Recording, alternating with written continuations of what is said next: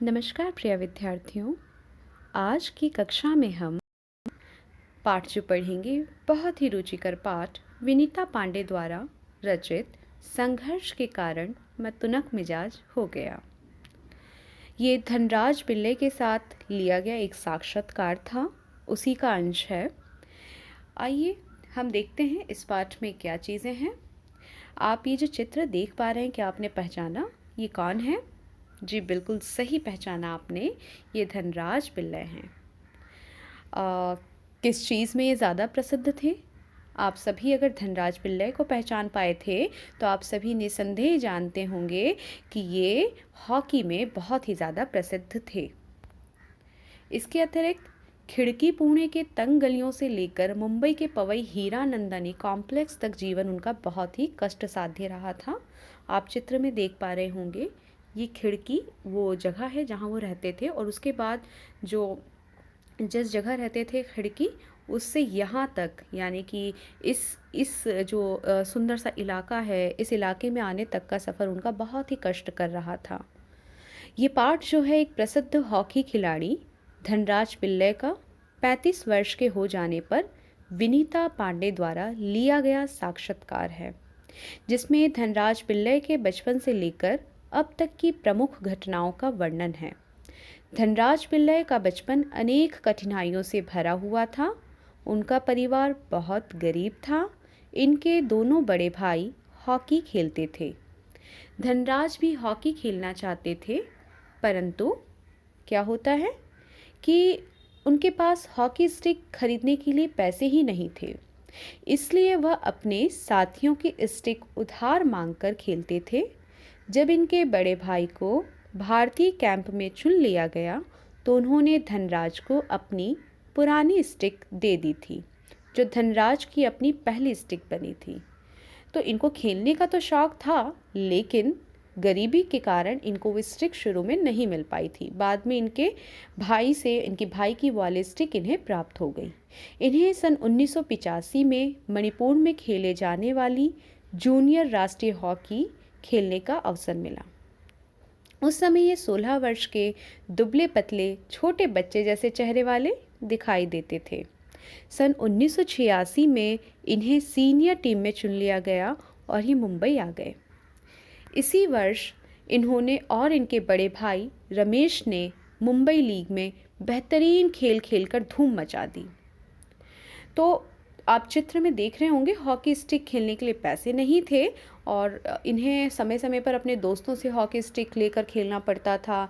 दोस्त लोगों की जिनकी हॉकी स्टिक होती थी उनकी पारी पहले आती थी और इनकी बहुत अंत में काफ़ी इंतज़ार के बाद पारी आती थी, लेकिन अंततः इन्हें अपने भाई की हॉकी स्टिक मिलती है, अभ्यास करते हैं और इन्हें जूनियर राष्ट्रीय हॉकी में खेलने का अवसर भी मिल जाता है। जूनियर राष्ट्रीय हॉकी सन 1985 में खेलने का अवसर मिल जाता है। धनराज पढ़ाई में बहुत कमज़ोर थे।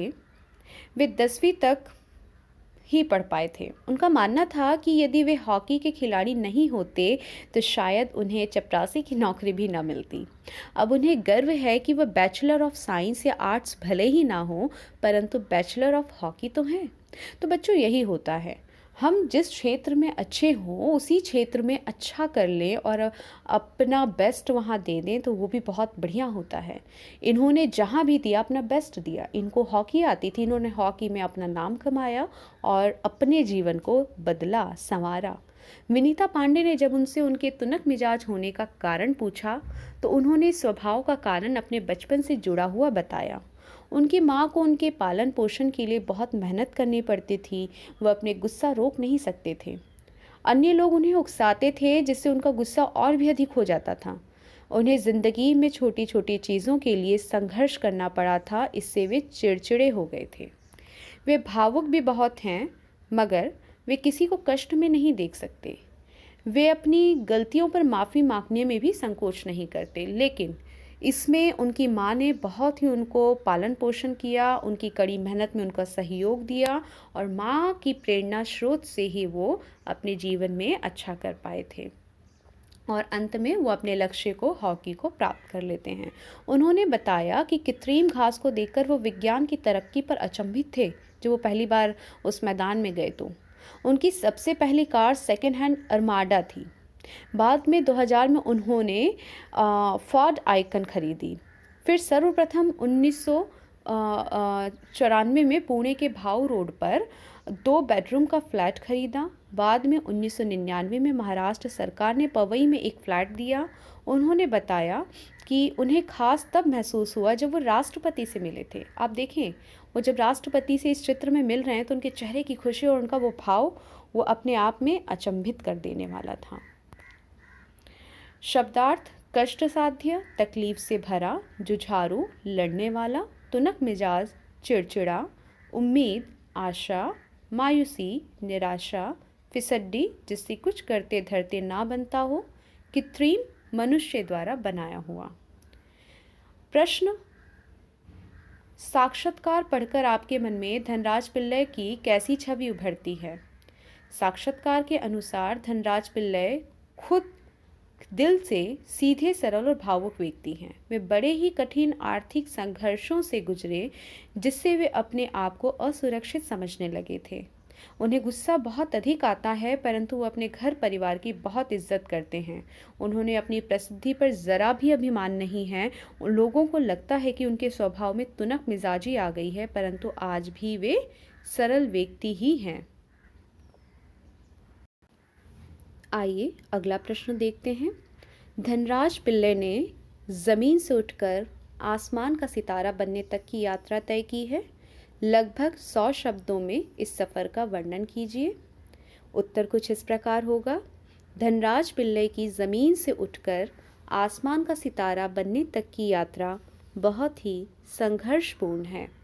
उनका एक बहुत गरीब परिवार में जन्म हुआ। इनसे बड़े 2 भाई हॉकी खेलते थे, जिसे देख इन्हें भी खेलने का शौक हुआ, परंतु स्टिक खरीदने के पैसे नहीं थे। ये अपने साथियों से स्टिक उधार मांगकर खेलते थे। इन्हें अपनी पहली हॉकी स्टिक तब मिली जब इनके बड़े भाई का चयन भारतीय कैंप के लिए हुआ। तब इनके बड़े भाई ने अपनी पुरानी स्टिक इन्हें दे दी। मात्र 16 की उम्र में इन्होंने जूनियर राष्ट्रीय हॉकी सन 1985 में मणिपुर में खेली। 1986 इन्हें सीनियर टीम में डाल दिया गया और 1989 में ऑल विन एशिया कैंप में चुने जाने के बाद ये सफलता की सीढ़ियां लगातार चढ़ते रहे। 1999 में महाराष्ट्र सरकार ने इन्हें पवई में एक फ्लैट दे दिया और 2000 में इन्होंने अपनी फोर्ड आइकॉन कार खरीदी। अगला प्रश्न: किन विशेषताओं के कारण हॉकी को भारत का राष्ट्रीय खेल माना जाता है? सन 1928 से लेकर 1956 तक भारत ने हर ओलंपिक में हॉकी में स्वर्ण पदक हासिल किया। इस खेल ने गुलाम भारत को विश्व में एक ऐसी पहचान दिलाई जिससे कि हॉकी को भारत का राष्ट्रीय खेल माना जाता है। अगला प्रश्न जो कि आप गृह कार्य में करेंगे, इसे अपनी उत्तर पुस्तिका में ज़रूर लिखें। इन सभी के उत्तर: पहला, ध्यानचंद को हॉकी का जादूगर क्यों कहा जाता है, पता लगाइए। दूसरा, ये कोई ज़रूरी नहीं कि शोहरत पैसा भी साथ लेकर आए। क्या आप धनराज पिल्लई की इस बात से सहमत हैं? अपने अनुभव और बड़ों की बातचीत के आधार पर आपको इसका उत्तर लिखना होगा। तीसरा प्रश्न, मेरी माँ ने मुझे अपनी प्रसिद्धि को विनम्रता से संभालने की सीख दी है। धनराज पिल्लई की इस बात का क्या अर्थ हो सकता है, सोचें और इन तीनों प्रश्नों का उत्तर अपनी उत्तर पुस्तिका में लिखेंगे। मूल्य क्या निकलता है इस पाठ का? मूल्य होगा, कुछ लोग प्रसिद्धि पाकर अहंकारी हो जाते हैं, जो कि सही नहीं है। प्रसिद्धि पाकर हमें विनम्र बने रहना चाहिए, क्योंकि विनम्र बने रहने से मनुष्य सम्मान पाता है। धन्यवाद विद्यार्थियों। आपको यदि वीडियो अच्छा लगा हो, लाइक और सब्सक्राइब ज़रूर करें और अपना कार्य करते रहें, पढ़ाई इसी तरह से करें। आगे आपको अच्छे अच्छे वीडियोस इसी तरह मिलते रहेंगे। धन्यवाद।